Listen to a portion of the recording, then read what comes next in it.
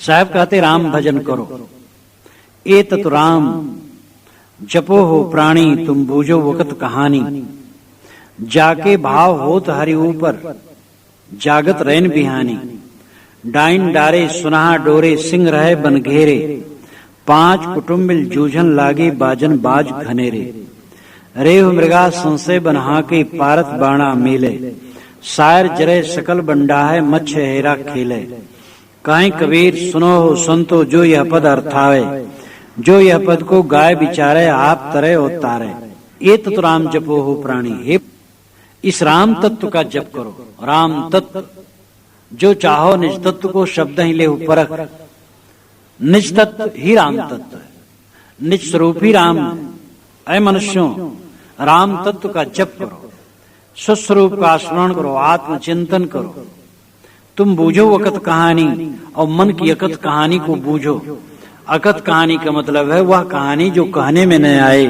ये मन की लीला है, मन का पसारा है, मन का प्रपंच है। मन की अकथ कहानी को समझो और मन का निर्वाह करो और आत्म तत्व का चिंतन करो। जाके भाव होत हरि ऊपर, जागत रैन बिहानी। जिसका भाव हरि के ऊपर है, जागत रैन बिहानी, वो जागते जागते रैन और बिहान करता है। रैन रात, बिहान दिन, रात और दिन जागता रहता है। या जागत रैन बिहानी, जागते जागते रैन को बिहान करता है। बिहान विहान, विहान का मतलब विशेष हान, हान नाम नाश, और वि विशेषण लगाने से विशेष हान का अर्थ होता है। यानी पूर्णतया नाश। किसका नाश? रैन का, रात का। विहान ग्राम कहते भैया बिहान हो गए, बिहान हो गए यानी अत्यंत हानि हो गई। किसकी? अंधकार की अत्यंत हानि हो गई। तो अर्थ यही है कि अंधकार बिल्कुल खत्म हो गया, रात समाप्त हो गई, बिहान हो गया। जागत रैन बिहानी, जाके भाव होत हरि ऊपर। जिसका भाव हरदम हरि पर है। ये हरि कौन है? बाएं दहने तजु विकारा, निज के हरिपद गहिया। बाएं दहने सर्वत्र विकारों को छोड़ दो, निज स्वरूप ही हरि है। ये समझ में और यही ग्रहण कर लो। तो हरि निज स्वरूप है, अपना आत्म तत्व है। और इस अपने आत्म तत्व रूपी हरि पर जिसका निरंतर ध्यान है, जो निरंतर आत्माराम में रमण करता है, साहब कहते जागत रैन बिहानी।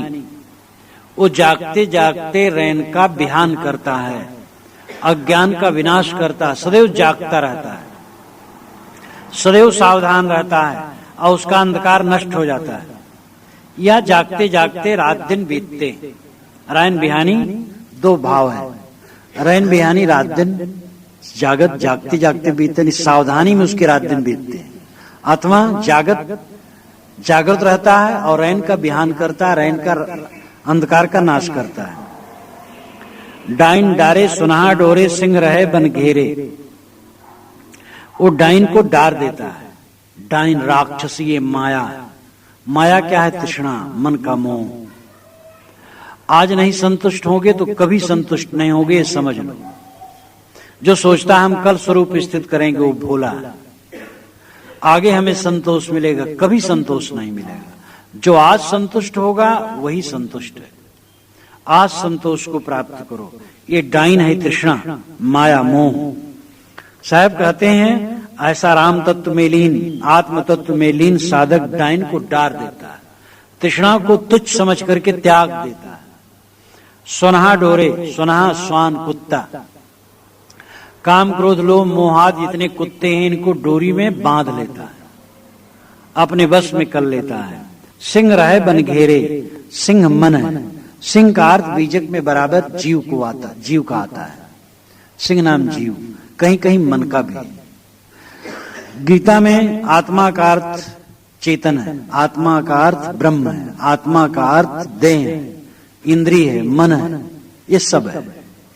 तो स्थान भेद से सिंह का अर्थ ज्यादातर जीव है बीजक में, नहीं कहीं कहीं मन भी है। सिंह रहे बन घेरे, यानी सिंह नाम मन को वो साधक जैसे कि कोई वन हो और वन में घेर करके सिंह को मारा जाए, तैसे साधक अपने हृदय रूपी वन में घेर करके ये मन सिंह को मारता है, या घेरे नाम संयमित रखता है। 5 कुटुंब मिल जूझन लागे बाजन बाज घनेरे। 5 कुटुंब 5 ज्ञानेंद्रियां, आंख नाक कान जीभ चाम, ये मिल करके जूझने लगे आपस में। साधक के जीवन में एक इंद्री के दमन में दूसरी इंद्रियां सहायक होती। जैसे आंख से देख करके पुस्तक हम पढ़ते हैं, ज्ञान विवेक की बात आती है तो इंद्रियों का दमन करते हैं तो आंख सहायक हुई। ऐसे हर इंद्री एक दूसरे के दमन में सहायक हो जाती है। 5 कुटुंबी 5 ज्ञान इंद्रियां मिल करके आपस में जूझने लगी, दमित होने लगी, संयमित होने लगी। बाजन बाज घनेरी, बहुत बाजे बजे। कैसे बाजे बजे? उसके लिए साहब कहते रेव मृगा संशय बना के पारत बाड़ा मेले।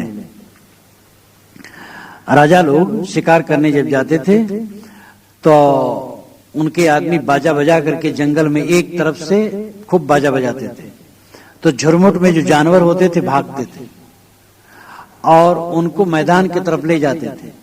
बाजा बजाते हुए चारों तरफ से घेर देते थे, तो उसमें फिर वो मृग का वो लोग शिकार करते थे। तो बाजन बाज घनेरे, अनेक प्रकार की साधना करना जानो बाजा बजना है। छोटे बड़े साधन जितने भी, सेवा भक्ति दान परोपकार, किसी प्रकार क्रिया योग द्वारा मन को ठहराना, छोटे बड़े जितने साधन है मानो वो बाजा बजाना है। रेव नाम रोह, रोह कहते हैं नीलगाय को। रोह शुद्ध शब्द है, रेव ये अपभ्रंश। तो रोह यानी नीलगाय और मृग कहते हैं 4 पैर वाले जानवर को।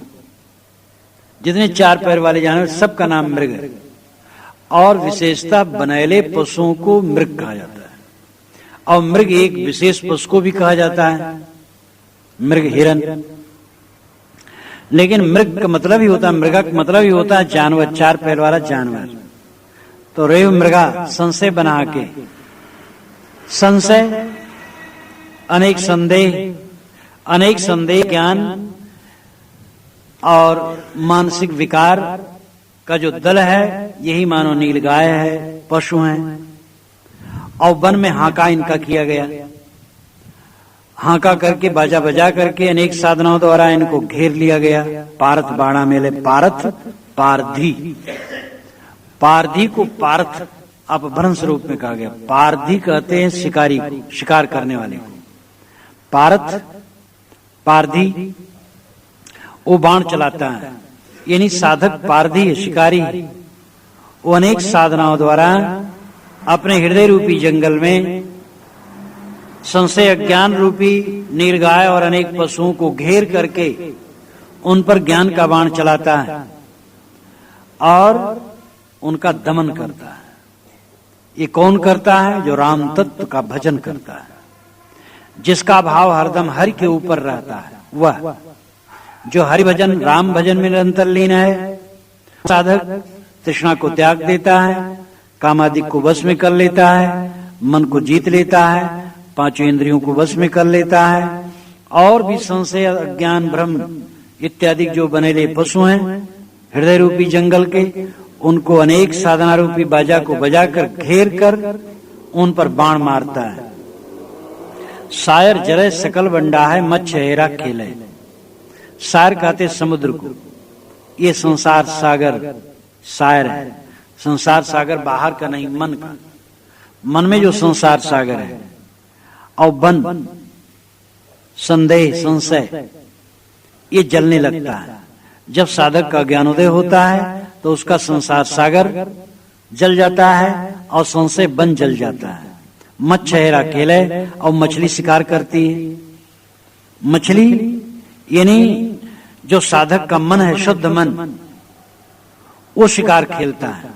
अशुद्ध मन पर शुद्ध मन शिकार खेलता। मन ही द्वारा मन का आश, मन ही द्वारा मन पर संयम। कहीं कबीर सुनो संतो जो यह पद अर्थावे।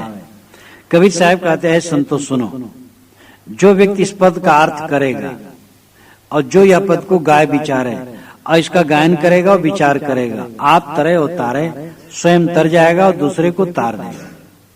ये भी कितना बढ़िया उन्होंने कहा है क्रम से। कहीं कबीर सुनो हो संतो, ये तो उनकी मोहर है हर जगह जो ऑलरेडी है। अब नई बात, जो यह पद अर्थावे, जो व्यक्ति इस पद का अर्थ करेगा और अर्थ ही नहीं करेगा, गाय विचारे, इसको गाएगा और इस पर विचार भी करेगा, तो आप तर जाएगा और दूसरे को तार देगा।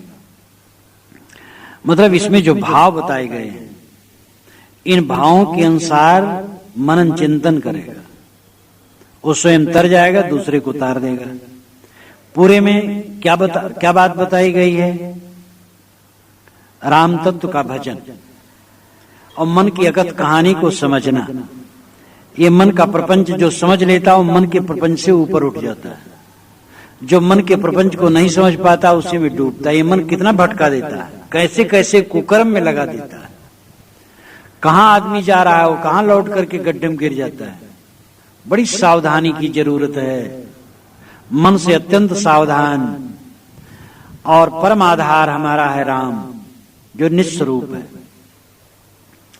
सगुणवादियों का राम, वे भले कहते हैं कि हाथ पैर उसके कमल के समान कोमल हैं, सपने के समान उसको सपने में देखते रहेंगे, लेकिन वो हाथ पैर जिसके कोमल है वो मिलने वाला नहीं। जिस सगुण भगवान के हाथ पैर कमल के समान कोमल हैं, वह उनके शरीर बीते हजारों लाखों वर्ष बीत गए, वो कैसे मिलेंगे? और दूसरा राम कहीं परोक्ष रूप में मान लिए बाहर, वो भी खोजते खोजते भटकते भटकते जिंदगी बीत जाएगी, कहीं कोई नहीं मिलेगा। लेकिन जिस राम का यहाँ वर्णन है, जाके मुख माथा नहीं, ना ही रूप कुरूप, पूप वास से पातला, ऐसो तत्व अनूप। उसके मुख माथा नहीं, और न तो वो करकंज पद कंजारुणम है कि हाथ पैर नाक कान सब कमल के समान है, और न कुद्रूप है, और पुष्पवास से भी बहुत पतला है। ऐसा तत्व अनूप, वह तत्व है आत्म तत्व, स्वयं स्वरूप। राम पाना नहीं नित्य प्राप्त। इसलिए इतना आशावादी सिद्धांत सदगुरु कबीर का है कि एकदम स्वयं हाजिर हजूर, परोक्ष में ले करके डाल देते हैं जो उपासक, वो एक अति है, और शून्यवाद स्थापित कर देते वो एक अति। ऐसे भी धर्म के मत हैं जो कह देते आत्मा ही नहीं, जो साधक है वही नहीं, उसका सार तत्व ही नहीं, एकदम वैनाशिक विचार। और दूसरा है कि जो है उद्धारक वो अलग है तो अजर अमर, लेकिन अविज्ञ दुर्विज्ञ और मनवाणी से परे है, हमसे भी परे। अब खोजते रहो जीवन भर, कहीं कुछ मिलने वाला नहीं। साहब कहते वो तत्व राम तत्व निस्वरूप है और सदैव हाजिर हुजूर है, तुम्हारा स्वरूप है। और जो इस प्रकार राम का जप करता, राम तत्व का जप करता, आत्म तत्व का जप करता है, और जिसका भाव हरि के ऊपर रहता है, सदैव हरि भजन में लीन रहता है, आत्मचिंतन में लीन रहता है, वो जागृत रहता है और जागते जागते मन के अंधकार को दूर करता है। रात दिन उसके ज्ञान में जागते जाते हैं। वो डाइन तृष्णा को छोड़ देता है, कामादिक कुत्तों को अपने वश में कर लेता है, और सिंह मन को भी वश में कर लेता है। उसके पांच कुटुंब, पांचों ज्ञान इंद्रियां आपस में लड़ करके दमित हो जाती हैं। यानी एक इंद्री के दमन में दूसरी इंद्रियां सहायक हो जाती हैं, जो विरोधी थी वही अनुकूल हो जाती हैं। और जैसे बाजा बजवा करके राजा पशुओं को घेर लेता है, वैसे वो साधक छोटे बड़े अनेक साधनों को करके समस्त सद्गुणों से संपन्न होकर सर्वांग रहने की गंभीरता प्राप्त कर लेता है। साधक में सर्वांग रहने की गंभीरता होनी चाहिए। वो सेवा परायण भी हो, विनयी भी हो, सरल भी हो, कोमल भी हो, उदार भी हो, निश्चल भी हो। ये नहीं तपस्वी हो गए वो कपटी बने। ऐसे कितने तपस्वी हुए और कपट भरे, वे अपने गुरु और संत और सदाचार से ही कपट कर डाले। तो क्या किया उनका तब? और एक गुण हुआ और दूसरा गुण नहीं रहा, तो सर्वांग गुण जिसमें आ जाते हैं, तब वह हृदय रूपी जंगल में बाजा बजा करके समस्त पशुओं को घेर लेता है, यानी कामादि को घेर लेता है, उस पर बाण मार करके उनको हताहत कर देता है और पूर्ण स्वराज्य हो जाता है। उसका भवसागर जल जाता है, संशय बन जल जाता है, और जो शुद्ध मन रूपी मछली है ये शिकार करती, मछली शिकार करे, अद्भुत। तो ये जो मन मच्छ है ये शुद्ध हो गया, अब यही शिकार करने लगा, शुद्ध मन ही अपना सहायक हो गया। साहब कहते इस पद का जो अर्थ करे, विचार करे, गावे, चिंतन मनन करे, उसका उद्धार होगा और वो दूसरे का भी उद्धार कर देगा।